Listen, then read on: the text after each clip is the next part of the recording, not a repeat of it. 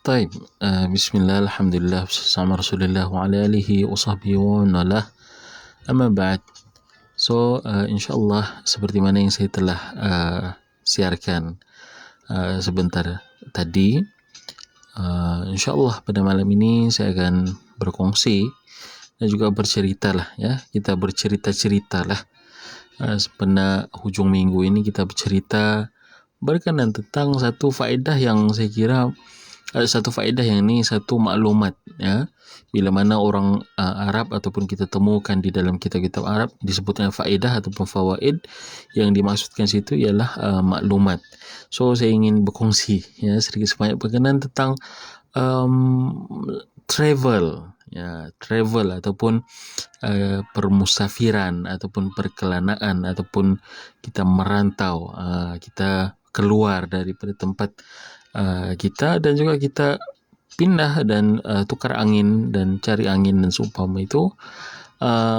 Jadi seperti mana yang dinyatakan Imam Asy-Syafi'i rahmatullah alaih, beliau di dalam syair-syairnya ada menitipkan beberapa faedah ataupun beberapa maklumat ini tentang faedah safar ataupun faedah travel ini. Dan seperti mana yang saya telah isyaratkan tadi, bahawa para ulama termasuk Imam Syafi'i ini adalah seorang traveler.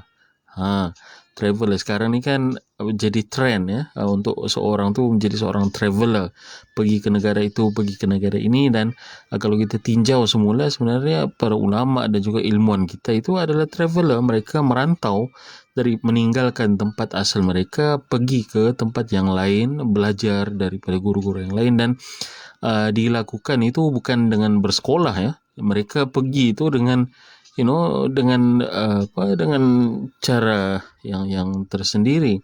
Sebagai seorang perantau lah, dia bukannya sebagai seorang yang pergi masuk ke asrama dan seumpamanya macam yang biasanya kita ada pada zaman ini. Mereka pergi daripada, misalnya Imam Syafi'i rahmatullah alaih, daripada Mekah dia pindah pergi ke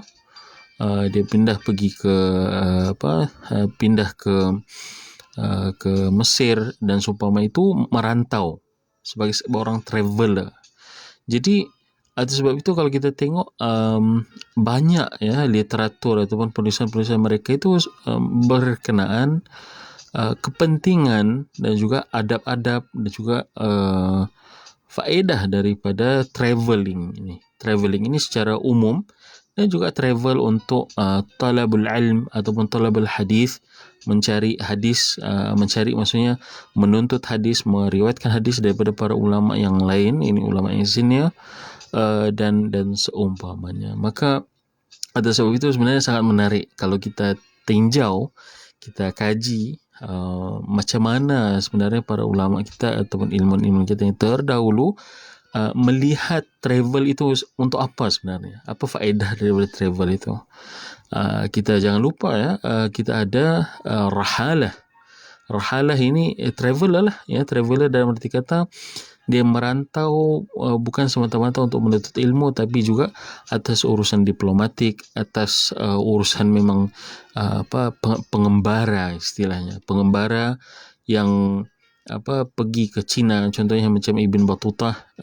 Begitu juga kita ada Ibn Fadlan ya, Ibn Fadlan yang akhirnya telah menitipkan karya-karya yang pelbagai ya, di mana macam Rihlah bin Battuta itu merakamkan satu sejarah pada zaman Ibn Battuta pada kurun ke-8 Hijriah, dan merakamkan juga bahawa travel itu menjadi budaya umat Islam.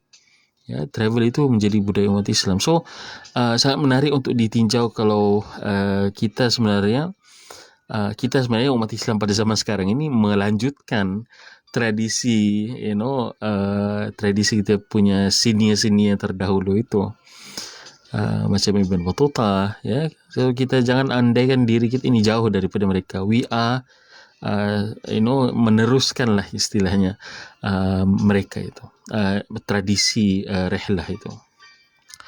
So Imam Syafi'i rahmatullah alaih, beliau ada menitipkan, macam saya katakan tadi, dia tidak menulis buku macam Ibn Battutah ataupun Ibn Fadlan, tapi dia ada menulis syair. So daripada syair-syair beliau itulah kita dapat mengetahui apakah pandangan beliau berkenaan tentang travelling ini. Ada dua jenis, bukan dua jenis, ataupun ada dua tajuk yang tu tajuk diwan di dalam diwan Imam Syafi'i itu yang berkenaan tentang safar. Saya akan petik beberapanya dan ada satu yang menarik perhatian saya lah, ya. Kata beliau rahmatullah alaih, safir, dia kata, safir tajid i'wadan amman tufariquhu wansab fa inna ladhidha al-aishi fi an-nasabi inni ra'aitu wuquf al-ma'i yufsiduhu in sala taba wa in lam yajri lam yatibi. So kata beliau, safir, pergilah, bermusafirlah katanya. So bila mana disebut safir, berarti dia ingin mengingatkan kita ada faedah daripada safar itu, ini kita travel itu. So dia kata pergilah, bermusafirlah. Tajid iwadan amman tufariquhu, engkau akan jumpakan gantinya kepada benda yang engkau tinggalkan. Ini di tempat di kampung halaman, engkau akan jumpa benda-benda yang, of course, benda yang di kampung halaman itu tidak ada gantinya seperti mana ibu bapa dan semua kaum keluarga, tapi akan ada benda-benda yang baru yang akan sebagai gantinya. Ganti dalam arti kata apa? Ganti dalam arti kata dia itu faedah, ya, faedah yang kita akan dapat.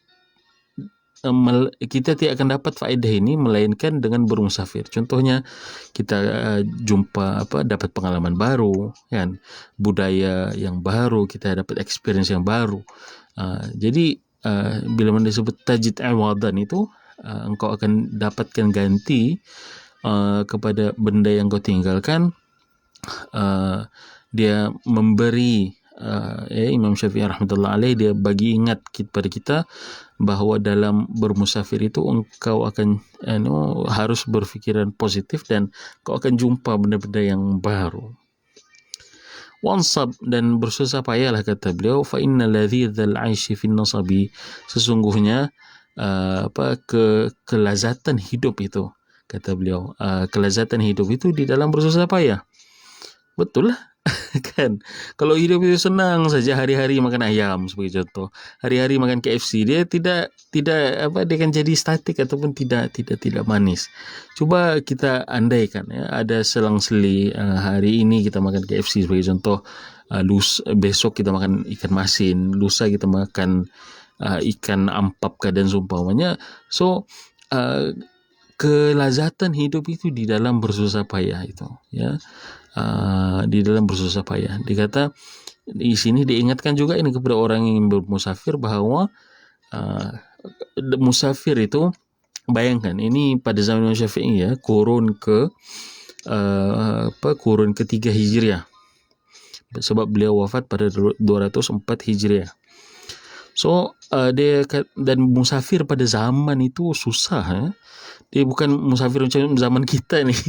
Booking hotel, Agoda, booking flight, guna gadget semua, laptop, kita boleh booking, bawa itinerary itu, terus pergi ke airport dan terus terbang. Tidak, itu pada zaman sekarang sangat senang, tapi pada zaman dahulu bayangkan, pada malam hari tiba-tiba ada penyamun ke tengah jalan tu. So very adventurous. Tapi dia kata adventure inilah yang akan menjadikan hidup itu terasa sangat manis. Dia kata fa inna ladhidzal aishi fin nasabi, ini kelazatan hidup itu di dalam bersusah payah. Kalau sekarang ini, kalau kita mau dapatkan makanan atau pergi restoran sebagai contoh, kalau dalam keadaan kita travel, restoran is everywhere, kan. Kalau kita mau pada zaman dahulu, bayangkan pada zaman Imam Syafi'i, macam mana macam mana berrestorannya, macam mana booking hotelnya pada zaman itu, ataupun booking tempat tidur. Kita boleh andaikanlah begitu susah ya bermusafir pada zaman itu, tetapi kita akan dapat pengalaman yang manis. Itu yang diingatkan oleh Imam Syafi'i. Okey. Kemudian dia ingatkan satu lagi. Inni ra'aitu wuquf al-ma'i yufsiduhu in sala taba wa in lam yajri lam yatibi. Dia ingatkan. Sesungguhnya aku melihat, wahai orang yang mau bermusafir, aku ingat dan aku lihat bahawa wuquful ma'i yufsiduhu. Air itu kalau bertakung dia akan jadi rosak. Rosak dalam kata-kata dia bau, dia akan jadi bau hanyir. Bukan hanyir, dia macam lain lah bau tu kan. Dan kadang-kadang ada lumut dan sebagainya. Yufsiduhu, merosakkan. Sama lah manusia ini. Kalau dia stay pada satu tempat, dia akan jadi macam rosak. Rosak dalam kata apa? Macam kita rasa lah sekarang ni. Kalau kita kurung di dalam rumah, tidak bergerak, kita rasa macam tertekan, kita rasa tidak ada life lah istilahnya begitu. Maka begitulah diumpamakan ya. Pandai Imam Syafi'i rahmatullah alaih. Dia kata, aku melihat air ini kalau stay pada tempat dia akan rosak. Insalatab. Dia kata kalau air itu mengalir, dia akan jadi jernih, dia akan jadi baik. Illam yajri lam yatibi. Kalau dia tidak mengalir, dia tidak akan menjadi baik. Ya, ini macam air sungai lah. Kan? Coba kita bayangkan air sungai itu kita letaklah satu macam umpangan kan, kita takungkan dia, lama-kelamaan air itu akan berkeladak dan akan jadi akan timbullah bau-bau busuk dan seumpamanya. Tapi cuba kita alirkan air itu, dia akan wangi ya, wangi maksudnya air itu akan jadi bersih dan begitulah juga keadaan manusia ini. Dia kena berjalan, dia kena bermusafir, dia kena travel. Menarik kan diguna istilah air itu. Saya pun bila mana saya first, ini agak lama sudahlah bila saya tahu syair ini, tapi it still masihlah mengkagumkan saya ya, macam mana beliau pandai memilih perumpamaan itu yang paling tepat untuk menggambarkan bahawa manusia ini dia kena bergerak. Dia tidak boleh stay ataupun dia tidak boleh kekal pada satu situasi semata-mata. Dia kena bergerak, dia kena itulah travel kan, pergi experience new things. Kalau dia tidak experience new things, dia akan jadi macam dia tidak berkembang lah, tidak berkembang, bahkan memudaratkan dirinya sebagai manusia. Itu satu. Dan sebenarnya yang bait yang saya ingin yang menjadi fokus pada malam ini, ada satu bait lagi, ada satu syair lagi yang khusus menceritakan tentang apakah faedah-faedah travel menurut Imam Syafi'i. Tadi itu dia jelaskan secara perumpamaan dan juga kiasan ya, supaya kita nampak. Dia umpamakan bahawa manusia yang tadi itu ya, dia umpamakan manusia ini kalau dia stay pada satu tempat, dia akan jadi tidak karuan. Dia akan jadi tidak betul. Dia kena bergerak. Dia kena berpindah maksudnya dia kena tukar angin lah dalam bahasa kita kan. So itu ramai sekarang ni travel ya, travel dan juga itulah istilahnya tukar angin. Tukar angin untuk dapatkan balance. Sebab kita itulah nature kita sebagai manusia. Kita Allah SWT, bila mana Allah SWT sebut dalam Al-Quran, qul siru fil ard, Allah perintahkan kepada kita untuk berjalan di atas muka bumi ini sebab ada faedah-faedah daripada travelling itu sendiri. Bukannya semata-mata experience baru. Ini kita mentukar pandangan, rehatkan cara kita rehatkan minda kita, sebab kita ini manusia, kita tidak boleh stay pada satu kita bukan macam robot ya. Robot itu dia boleh buat satu benda dan tidak benda itu tidak merosakkan dia. Tapi kita manusia, kita ada rasa bosan dan seumpamanya, maka perlu untuk refresh itu. Perlu untuk refresh. Jadi Imam Syafi'i rahmatullah alaih di dalam bait yang kedua ini, tadi itu dia guna perumpamaan kan, tapi ini dia secara eksplisit dia jelaskan faedah-faedah daripada travelling. Dan Imam Syafi'i rahmatullah alaih sewaktu beliau berada di mana, di Mekah ya, beliau ini begitu taat kepada ibunya. Ini satu juga adab ya, adab kita di dalam travel. Sebaiknya kalau kita dapat minta izin daripada orang tua, ataupun kita maklumkanlah paling tidak kepada mereka, alangkah baik ya, khususnya yang tinggal berdekatan dengan orang tua dan orang tua pun harapkan kita ada dengan mereka, so kena maklumkan mereka. So Imam Syafi'i rahmatullah alaih, dia dengan ibunya, dia membesar di Mekah dan belajar daripada ulama-ulama di Mekah. Itu ma'ruf lah, Syekh daripada Syekh Muslim Zinji, tidak silap saya nama itu, dan juga ulama-ulama Mekah yang lain. Jadi pada ketika itu dia mendengar wujudnya seorang alim di Madinah yang bernama Imam Malik bin Anas, pengasas mazhab Maliki. Jadi dia bertahun-tahun ya menyimpan hasrat untuk menambah ilmunya, pergi ke Madinah. Dan jarak Mekah ke Madinah itu relatively not that tidak begitu jauh lah kan. Kalau kita sekarang naik bas ini dalam 6 jam sajalah, tapi kalau dikira daripada segi kilometer, lebih kurang 600 ke 700 kilometer jarak antara Mekah dan Madinah itu. Dan ketika itu Imam Syafi'i dia masih hidup bersama ibunya di Mekah, dan dia tidak dibenarkan untuk pergi ke ini, tidak dibenarkan dalam kita sebab ibu Imam Syafi'i adalah seorang ibu tunggal. Dia perlu kepada bantuan anak lelakinya. Ini anak lelakinya pula anak tunggal, begitu. Anak tunggal, dia tidak ada anak lain. Jadi dia rasa berat untuk melepaskan. So apa yang dibuat oleh Imam Syafi'i, dia pun sabar. Dia sabar. Dia tidak kalau kita dalam bahasa Sabah ini kita katakan dia tidak majal itu.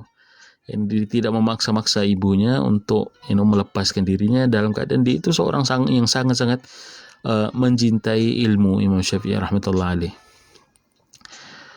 Dan dia manfaatkan masa itu untuk menghafal Muwatta Imam Malik. Sebab Muwatta ini antara kitab hadis yang sudah tersebar luas pada zaman itu. Jadi dia hafal kitab Muwatta Imam Malik itu, dan akhirnya apabila ibunya nampak kesungguhan Imam Syafi'i dan juga masa juga sudah sesuai, beliau dilepaskan untuk mengembara.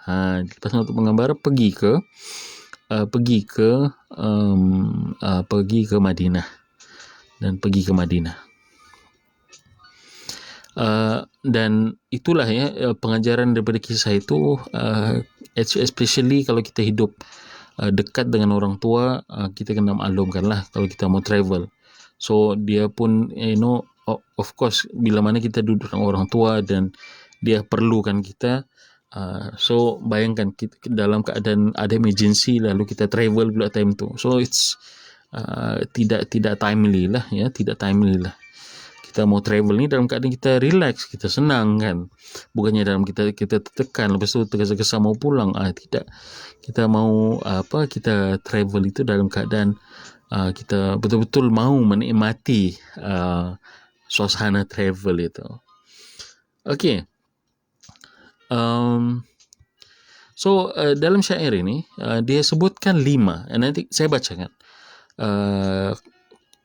Tagharrab 'anil awtani fi talabil 'ula wasafir fa fil asfari khamsu fawaidi tafarruju hammin waktisabu ma'isyatin waktisabu ma'isyatin wa ilmin wa adabin wa suhbatu mazidi. Okay, saya ulang semula. Tagharrab anil awtan fi talabil ula wasafir fa fil asfari khamsu fawaidi. Dia kata tagharrab maksudnya bukan ke barat ya. Gharab itu barat, tapi dimaksud ke sini tagharrab ya ini kita tagharrab an, kita jauhkan diri, asingkanlah diri, begitu, asingkanlah diri daripada pertiwi kita, katanya. Fi talabil ula, kerana ingin mencapai ataupun mencari kedudukan, mencari ketinggian ataupun ketinggian darjat lah dalam kes ini, menuntut ilmu, untuk kebaikan dan untuk kebaikan diri kita, mencari ini. So disebutkan wasafir, dan travel lah, dia kata. Fa fil asfari khamsu fawaid, dan di dalam travel itu ada 5 faedah. Apakah faedahnya? Macam yang disebutkan juga pada sebelumnya, syair yang sebelum yang awal tadi, tapi ini dia sebut secara direct lah ya, secara direct. Dia kata tafarruju hammin. Tafarruju ham yakni menghapuskan ataupun menghapuskan kerisauan dan juga kegelisahan kita. Itulah ya, sebab manusia ni dia bila mana dia stay di satu tempat, dia jadi stationary, dia akan jadi boring. Jadi dia kena keluar, dia kena experience new things, dia kena menikmati lah istilahnya kehidupan ini. So itu faedah yang pertama di dalam bermusafir ni. Kita akan jumpa segala macam adventure di dalam perjalanan kita, yang benda yang kadang-kadang kita tidak sangka ya, tidak sangka di dalam perjalanan itu. Jadi itu salah satu daripada cara tafarruju ham, kita menghapuskan kesedihan kita, kerisauan, kegelisahan kita, stres kita ya. Dan ya, saya rasa ramai sahabat-sahabat yang keluar daripada kampung ataupun keluar daripada daerah, pergi merentas daerah, balik kampung dan seumpamanya, itu tujuan utamanya ialah untuk tafarruju ham, menghapuskan stres ini, menghapuskan kegelisahan ataupun kerisauan ini ya, stres itu. Sebab itulah nature kita bukannya, nature kita bukannya macam robot ataupun mekanik kita stay pada satu situasi. Nature kita ialah nature yang berubah-ubah, yang minat kepada benda yang baru. Okey. Dan yang seterusnya waktisabu ma'isyatin. Waktisabu ma'isyatin, kita bermusafir itu dengan tujuan untuk mencari rezeki. Mencari rezeki banyaklah ya. Ini kita nampak sendirilah. Kita bila mana kita pergi ke satu tempat, kalau tempat kita itu tidak menyediakan peluang yang baik dan sesuai untuk kita, maka tak nak kita kena bermusafir lah untuk tujuan mendapatkan rezeki yang lebih baik itu.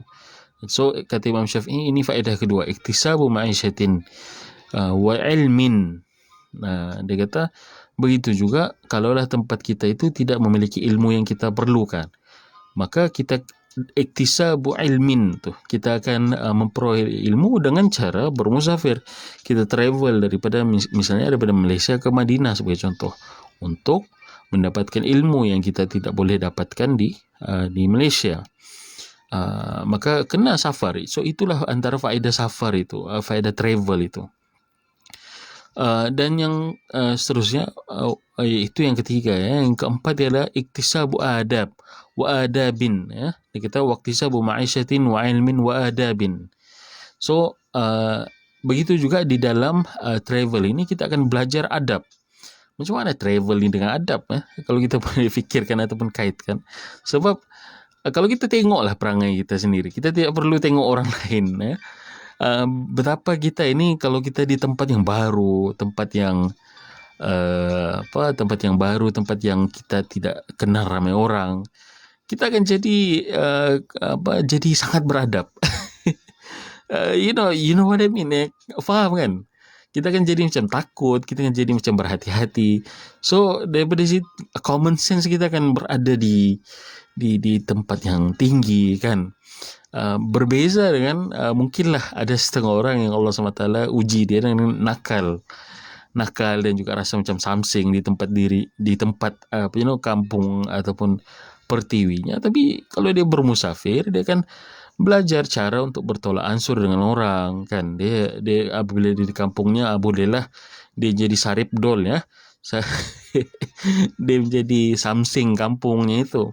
Tapi cuba kita antar dia, pergilah berkelana, pergilah bermusafir, pergi satu tempat, satu kawasan.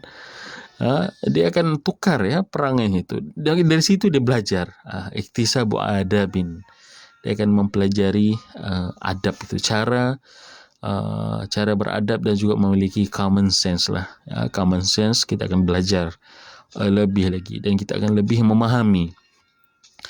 Sebagai contoh, kalau kita di tempat, sebab apa? Sebab kalau kita di tempat kita rasa kita boleh kontrol semua. Ya. Budak nangis, kita kata, kau diam. Cuba naik flight. Ini pengalaman saya ya. Allah. Time tu balik daripada Turki ke Malaysia. So bayangkan flight itu agak beratus, lama juga lah, bukan of course lah beribu-ribu kilometer. Tapi yang berapa jam ya? Saya pun lupa lah, belas jam lah. So for half of the flight ada baby menangis. Seorang ataupun dua orang baby menangis sepanjang flight itu. Half of the flight. So bayangkan macam mana kita punya time itulah ya, toleransi saya tu diuji. Saya rasa macam susahnya. Tapi kita fikirlah ya kan, dalam keadaan itu of course orang parents budak itu dia sudah buat segala macam lah. Saya pun nampak sendiri dia cuba untuk dodoikan dan seumpamanya. Dan itu pun tidak boleh mendiamkan budak itu. Kesian sebab mungkin sebab tekanan udara. So udara, impact udara di telinga budak kecil masih dalam kendong, di kendong, dia rasa terganggu dengan tekanan udara tu, dia rasa tidak selesa. So dia menangis for half the separuh daripada flight itu. So itulah ya, iktisabu adab. Betul apa yang dinyatakan Imam Syafi'i ini. Dia sebut ini 1200 tahun yang lampau. Still the same. Faedah yang sama kita boleh relate ke hari ini sebenarnya kan. Pada zaman dulu apatah lagi ya, bila mana kita pergi ke satu tempat, kita tidak kenal orang, kita tidak kenal sangat orang. Yang kita kenal adalah misalnya keluarga kita ataupun orang yang kita sudah pernah ada hubungan, maksudnya sudah kita pernah kontak lah sebelum pergi ke satu tempat. Maka dalam interaksi kita dengan orang-orang yang baru kita kenal, selalunya adab kita itu yang akan dilatih di situ, dan kita akan sangat-sangat mempraktikkan adab itu. So menarik lah kan, kita akan jadi lebih manusia dengan travel ini. Kita akan jadi lebih toleransi, kita akan jadi lebih memahami kan. Coba bayangkan kalau orang yang tidak pernah langsung bermusafir stay di flight dalam keadaan baby tu menangis sebagai contoh, dia tidak akan boleh sabar. Tapi tak nak dia kena belajar lah kan. Itulah dinyatakan di sini iktisabu adab, kata Imam Syafi'i rahmatullah alaih. So di situ ada 4. Yang pertama, tafarrujuham, kita hapuskan kita punya stres, kita punya kerisauan, kegalauan, kesedihan kita, kemurungan kita. Itulah apa yang kita rasa sekarang kan. Kita keluar, pergi stay di situ, stay di sini ya. Macam saya baru-baru ni pergi ke Kundasang, tukar angin. Tafarrujuham ini. Kemudian yang kedua ialah untuk mencari rezeki. Ini mostly untuk orang yang bekerja lah kan, terpaksa meninggalkan kampung halaman, pergi ke tempat yang baru, kerana mencari rezeki itu. So itu faedah lah, antara faedah dia kenapa perlu travel dan juga bermusafir. Ini yang ketiga, untuk mendapatkan ilmu. Ini especially apabila tempat kita tidak ada ilmu yang memadai untuk kita untuk kita dalami, maka kita kena travel ke tempat yang lain. Ini yang biasa para ulama buatlah bila mana mereka merantau daripada meninggalkan kampung halaman, mereka pergi ke bandar-bandar besar di mana tempat para ulama yang lain berkumpul. Maka di situ mereka istilahnya apa dia, rihlatu talabil ilm. Mereka bermusafir, travel, tapi untuk menuntut ilmu. Begitu. Begitu juga di dalam travel ini iktisabu adab. Orang itu akan belajar adab, belajar common sense, belajar syi'na ma baina sebenarnya. Sama ada kita mau atau kita tidak mau, akan belajar untuk menjadi untuk menjadi memiliki toleransi yang tinggi begitu. Dan yang kelima ialah kata beliau wasuhbatu majidin, dan kita akan bersahabat dengan orang-orang yang mulia. Ini kita akan jumpa orang baru, kita akan jumpa kenalan baru yang kita tidak jumpa ataupun kita tidak ada kita tidak miliki di kampung halaman kita kan. Tapi bila mana kita pergi ke tempat yang baru, rupanya jumpa orang yang sekepala dengan kita, dan yang satu pandangan dan juga satu harapan, satu visi dengan kita. So itu yang faedah daripada permusafiran ini. Kita akan jumpa dengan orang-orang yang baik kan, orang-orang yang baru, yang baik, yang akan membantu kita untuk mencapai apa yang kita mahu di dalam kehidupan kita itu. Dan dia juga akan melihat kita the same case lah kan, dia melihat kita membantu dia untuk menjadi orang yang lebih baik dan seumpamanya. Maka inilah yang persahabatan inilah ya, bila mana kita bersahabat dengan orang-orang yang majid, amjad, orang-orang yang mulia ini, dia akan menjadi persahabatan yang bermanfaat dan most of the time dia akan berkekalan. Ini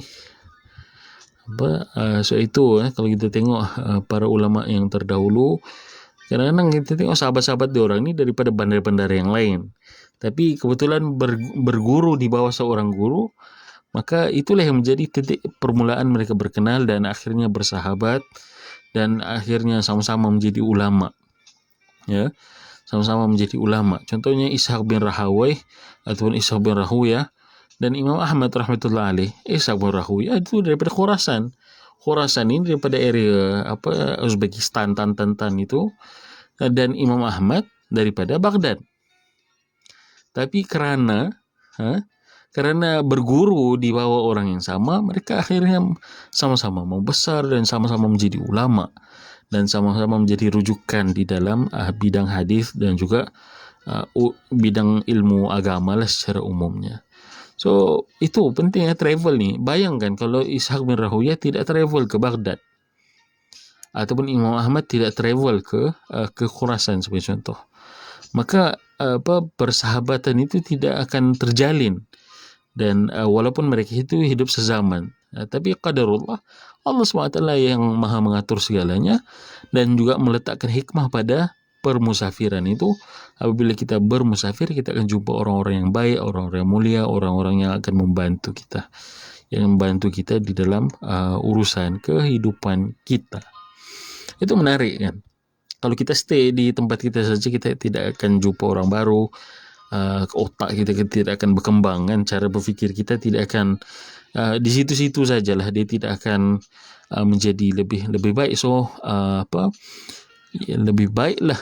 So itu disebut tadi tagharrab ya, pada permulaan bait ini, tagharrab 'anil awtan.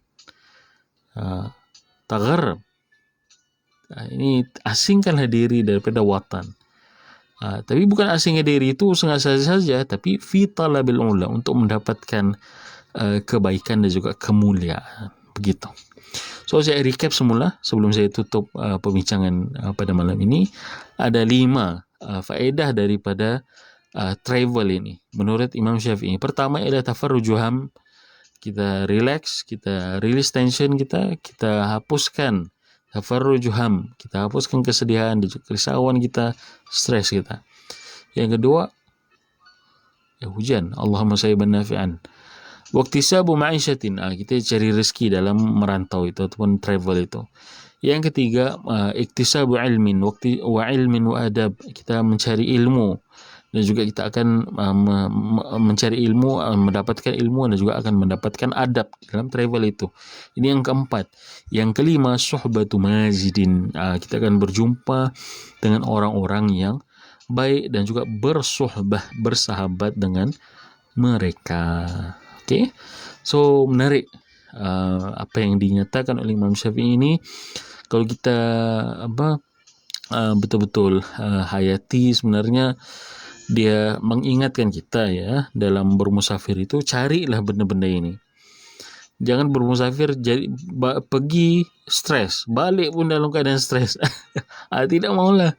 Tapi walaupun most of the time tidak akan jadi begitu kan, sebab kita akan terdedah dengan pengalaman baru, kita akan jadi enjoy dengan permusafiran kita itu. Tapi nonetheless ini adalah satu faedah yang baik lah ya. Faedah maksudnya maklumat yang baik yang perlu untuk kita reflect sewaktu kita bermusafir ini. Okay. Jadi saya kira itu sajalah perkongsian untuk malam ini. Terima kasih kepada sahabat-sahabat semua. Jazakumullah khaira, barakallahu fikum. InsyaAllah ini saya akan sharekan ini di laman di laman YouTube sebagai simpanan lah kan. Mana tahu sekarang ini mungkin kita rasa macam tidak penting mungkin. Tapi di masa akan datang kita sudah lupa kan. Rupanya saya dulu ada pernah kaji pasal benda ni. Okey, bila mana kita perlu ingat semula, kita kena recap. Ada rakaman kita buat di YouTube. So begitu. Ya, ada simpanan penting ya. Sebab apa yang buat saya rasa macam perlu untuk saya kongsikan juga di YouTube ini, sebab atas ada kemungkinan lah bahawa Facebook ni akan jadi bahkan macam baru-baru ni down. So bayangkan down, lepas tu kita tidak ada backup dan tidak simpan perkongsian-perkongsian ini di dalam platform lain. So yang berlaku hilang begitu saja, rugilah.